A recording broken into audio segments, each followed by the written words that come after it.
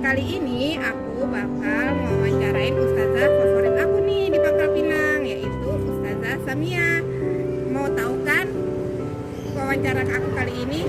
Tapi kali ini aku nggak sendiri, nanti aku bakal ketemu sama sahabat aku, namanya Bunda Maya. Yuk kita panggil Bunda Maya, bentar ya. Assalamualaikum Bunda Maya, apa kabar? Sekarang kita sapa dulu yuk sahabat-sahabat yang di rumah. Assalamualaikum sahabat Fitri. Belajar bersama Bunda. Baik Bunda Meni, sepertinya para pemirsa sudah tidak sabar lagi untuk melihat siapa ya yang akan menjadi narasumber kita untuk perbincangan kali ini. Yuk kita kepoin bersama saya lagi hits di Pangkal Pinang. Bismillahirrahmanirrahim. Assalamualaikum warahmatullahi wabarakatuh. Asyhadu an la ilaha illallah wa asyhadu anna Muhammadar Rasulullah. Allahumma sholli ala sayyidina Muhammad wa ala ali sayyidina Muhammad. Alhamdulillah, puji dan syukur kita panjatkan kehadiran Allah Subhanahu wa taala yang dimana telah dilimpahkan nikmat sehat iman dan Islam kepada kita semua. Salawat dan salam kita haturkan kepada baginda Rasulullah sallallahu alaihi wasallam, kepada keluarganya, sahabatnya, dan juga para pengikutnya yang setia di akhir zaman. Dan semoga kita juga termasuk umatnya Rasulullah yang istiqomah di jalan Allah Subhanahu wa taala. Amin ya rabbal alamin. Kali ini kita akan berbincang mengenai bincang inspirasi bermakna yang memenuhi. Saya Maya Sari yang akan ditemani oleh Saya Bunda Meni. akan berbincang dengan salah satu ustazah. Siapakah dia? Masya Allah, semua orang akan pasti mengenal ustazah tersebut.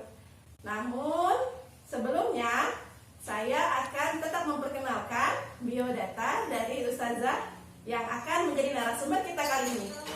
Ustazah. Waalaikumsalam warahmatullahi wabarakatuh. Baik ustazah, perkenalkan dulu ya ustazah ya, kami dari Odojer Kepulauan Bangka Belitung ingin berbincang inspirasi bermakna kepada Ustazah Samia. Masya Allah. Baik, sebelumnya saya akan perkenalkan biodata Ustazah Samia. Nama Samia, benar Ustazah? Betul. Sarjana Teologi Islam. Tempat tanggal lahir di mana Ustazah? Madura, tanggal 19 Oktober 1984. Hobi beliau, Masya Allah, seorang penulis. Belum menulis. Baik, menulis Ustazah ya. Insya Allah nanti aku akan menjadi penulis inspiratif. Amin. Insya Allah ya. Baik, pendidikan terakhirnya satu yang teologi Islam. Nama suami beliau Fajar Bian Hernanda, sarjana farmasi. Baik. Nama anak-anaknya, Masya Allah, beliau sudah punya 3, Ananda 4 ya, 1 meninggal. Oh, satu meninggal. Baik, Insya Allah jadi ahli surga ya. Amin. Yang pertama adalah Adila As-Safa An-Nada. Yang kedua Aisyah Ahla Basma. Yang ketiga Muhammad Akyas Al-Hisan. Baik. Moto hidup beliau, Masya Allah, khairun nas anfa'uhum linnas. Sebaik-baiknya manusia adalah memberi kebaikan kepada manfaat kepada orang lain. Masya Allah. Nah, Mbak Meni, dari moto hidup beliau ini memberikan manfaat kepada orang lain, banyak orang. Jadi kira-kira Mbak Meni apa ya yang akan kita cari ataupun bincang kali ini kepada Ustazah Samia? Silakan Mbak Meni. Ya, oke. Sebelumnya apa kabar Ustazah? Alhamdulillah baik. Ini ustazah favorit aku, salah satu ustazah favorit Masya aku di Allah, Pangkal Masya Pinang. Allah. Karena Min fadli Rabbi. karena beliau menyampaikan dakwahnya ini benar-benar apa dari hati gitu kayaknya ya. Jadi aku pas pertama kali ketemu langsung tok gitu, oh kayaknya bagus. Jadi aku mau tanya, kapan sih mulai berdakwah di Pangkal Pinang Ustazah? Kalau ya langsung aja ya. Iya, Ustazah. Kalau di Pangkal Pinang itu saya sebenarnya bukan berdakwah ya, awalnya itu niatnya adalah mengikuti suami. Karena suami kebetulan dapat kerjaannya di sini gitu 2015 Februari. Saya berangkat ke sini. Jadi di situ karena kalau saya kan bukan pekerja ya. Jadi apa yang terlintas dalam pikiran saya ketika saya harus mengikuti suami adalah bagaimana saya bisa berbuat sesuatu yang bermanfaat di tempat saya yang baru gitu. Jadi itulah awal Sesuai dengan mulanya. motonya tadi ya. Ya, ya betul. Karena kalau saya pribadi ilmu pas-pasan. Terus kalau dibilang punya pekerjaan, saya tidak bekerja secara khusus gitu ya. Jadi apa yang saya punya, potensi-potensi yang saya punya itulah yang bisa menjadi sumbangsi saya di tempat yang dimanapun saya berada gitu. Jadi 2015 Februari ya saya sampai ke Pulau Bangka yang mungkin sebelumnya belum pernah terpikir. Masya Allah. Kalau mulai terjun berdakwah, Ustazah juga bergabung di FSLDK itu? FSLDK. Kalau itu lembaga dakwah kampus, saya mulai bergabung semenjak saya di kampus menjadi Masya mahasiswa. Allah. Jadi kebetulan kalau di Jakarta di Al-Hikmah itu ada bukan FSLDK tapi namanya BEM ya. Kebetulan saya di situ dan saya diamanahin apa waktu itu ya, Kismul Lughah kalau tidak salah si bahasa. Jadi setiap hari harus menyiapkan produk baru buat anak-anak yang baru gitu ya, kelas-kelas yang semester gitu. Terus dari situ saya juga mulai memahami bahwasanya Masya Allah gitu ya, memberikan sesuatu yang manfaat. Waktu itu belum paham banget dakwah, tapi saya rasa kebaikan-kebaikan yang bisa kita lakukan itulah dakwah gitu. Jadi merintisnya dari situ gitu. Ya qadarullah, nggak tahu juga jalannya Allah gitu ya. Dan apa namanya, disitulah saya belajar melihat para ustadzah baik itu dosen maupun ustadzah yang saya kenal di Jakarta. Masya Allah gitu, dakwah mereka itu luar biasa dan saya banyak mengambil apa yang saya lihat, apa yang saya baca gitu, dari lingkungan yang ada. Jadi disitulah awal mulanya. Jadi mengalir aja, nggak tahu apakah itu dakwah yang sesungguhnya apa belum ya, seperti apa. Insya Allah Allah berkahi. Baik pemirsa. Nah, selain Ustazah Samia ini adalah seorang pendakwah, beliau juga mempunyai bisnis usaha loh. Fashion ya Ustazah ya, fashion untuk baju-baju muslim yang syar'i. Seperti itu ya Ustazah ya, betul? Baik. Iya. Baik, betul ya Ustazah ya. Betul sekali. Untuk Mbak Meni, selain pendakwah, beliau seorang pembisnis yang Masya Allah. Nah, kira-kira apa Mbak Meni? Aku mau tanya nih Ustazah, kapan sih mulainya bisnis itu? Terus kenapa memilih bisnis fashion muslimah yang syar'i gitu loh? Karena kan kalau di sini, kalau di Bangka sendiri kayaknya baru-baru ini aja nih. Kalau yang dulu belum terlalu banyak yang untuk butik yang syar'i ya gitu. Ya, kalau dibilang kapan memulainya, sebenarnya waktu saya masih di Jakarta gitu ya, pas hamil anak pertama. Jadi saya itu merasa baju-baju itu banyak yang tidak muat. Terus saya mencari apa ya yang bisa saya pakai dan saya nyaman gitu. Terus karena banyak yang bilang bagus ya gitu, jadi saya jualan. Jadi awalnya seperti itu aja. Jadi sampai suami itu kalau suami itu mensupport ya, habis lahiran saya langsung nyetok sedikit-sedikit dipakai etalase di dalam rumah gitu, foto-foto gitu aja sih sebelumnya gitu.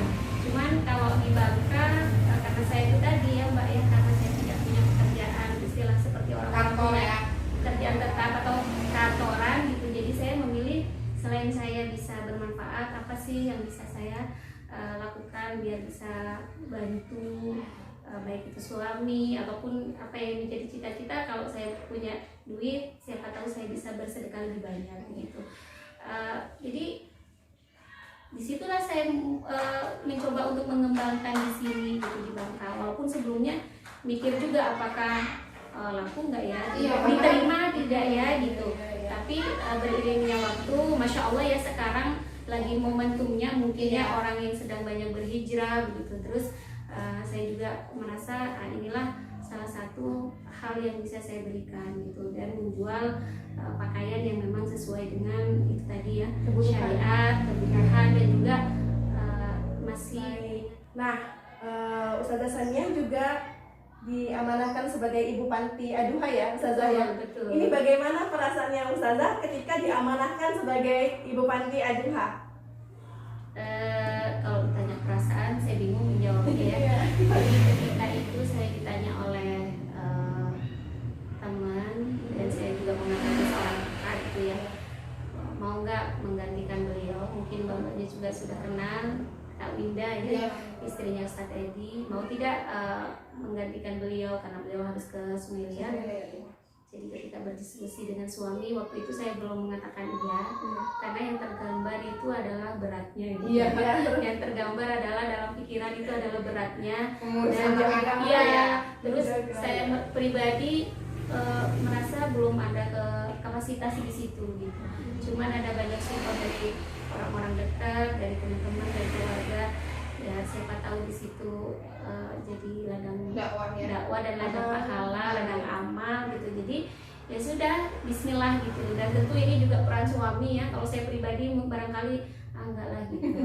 Jadi karena itu tadi merasa belum punya kapasitas. Tapi setelah dijalani ya Bismillah, sambil meminta pertolongan kepada Allah tentu ya disyukurin aja deh. Karena bagi saya sama halnya ketika saya menjawab ketika ta'aruf zaman dulu gitu. Apa jawabannya? Saya mengatakan kullu ma qadarallahu khair. Jadi apa yang Allah tetapkan itulah yang terbaik. Jadi saat ini ketika Allah mentakdirkan saya di sini bersama dengan anak-anak di sini, ya sudah, saya memaknainya ini adalah takdir Allah gitu. Kalau kesan-kesannya gimana Ustaz? Kan udah berapa lama nih di sini? Hampir 3 tahun. 3 tahun lah ya. Kesan-kesannya ya suka dukanya ada ya. Karena kan saya pribadi bukan orang Bangka. Terus kalau teman anak-anak di sini kan semuanya rata-rata dari Bangka. Jadi interaksi kita dengan anak-anak itu bahasa. Saya terkendala dengan bahasa karena saya belum bisa mengikuti ritme anak-anak dalam pengucapan bahasa. Cepet ya kalau ngomongnya cepat. Jadi itulah suka dukanya. Tapi saya merasa anak-anak ini sejauh ini Masya Allah luar biasa. Jadi ada ininya tersendiri lah, ada energi tersendiri buat saya pribadi. Ya walaupun lelah nggak lelah karena saya dibantu juga dengan pengurus-pengurus yang lain gitu. Jadi itu sih paling ya, kalau ditanya kesan dan kesannya ya dinikmati aja, disyukuri, dinikmati, dijalani. Ya itulah. Baik ya Ustazah, kita sekarang ada di Panti Aduha. Nah sekitar ini saya melihat ada PKIP, Aduha, ada SDIT. Betul. SDIT Aduha. Nah kira-kira di Ustazah Sania ini apakah ada peran dalam struktur organisasi untuk pengolahan ataupun pengelola dalam PKIP ataupun SD itu sendiri? Kalau saya sih fokusnya adalah di LKSA-nya, di panti asuhannya. Jadi kalau untuk TK ya paling bantu-bantu saja, tapi saya tidak masuk di struktur, apalagi SD ya. SD sudah ada strukturnya sendiri, begitupun dengan TK gitu. Jadi ya paling apa yang bisa saya bantu gitu, tapi tidak masuk dalam kepengurusan. Jadi saya fokus ngurusin anak-anak. Ya, sama satu lagi, insya Allah kan kita mau ada daycare, jadi saya nah sudah jalan, maksudnya sudah daftar ulang, tapi karena ini masih pandemi. Tahun ini berarti daycare-nya? Iya sudah buka. Sudah buka. Ya namanya daycare-nya Rumah Bahagia Aduha. Rumah Bahagia. Masya Allah bahagia. Insya Allah. Karena kan apapun yang kita jalani, apapun yang kita rasakan harus tetap bahagia. Baik. Ya, untuk komunitas di Bangka Belitung nih ya, Ustazah, komunitas muslim sekarang lagi marak ya. Iya. Tanggapan Ustazah sendiri gimana? Kalau saya sih karena ini dakwah itu kan bisa lewat mana saja gitu. Jadi semakin banyak komunitas maka semakin bagus, karena bisa jadi kan komunitas satu belum bisa dikenal. Ada komunitas baru dan itu lebih bisa memberikan sesuatu yang langsung menarik, dan itu juga bagus gitu. Jadi kalau misalkan ada banyak komunitas, kalau di Babel nih, kalau untuk mahasiswa kali ya ada SLDK, ada kami gitu ya, kemuslimahannya dan seterusnya. Jadi menurut saya ini salah satu wasilah atau sarana bagaimana dakwah itu bisa berkembang. Jadi memang harus ada banyak komunitas, termasuk ada komunitas Khadijah Center ya. Khadijah Center.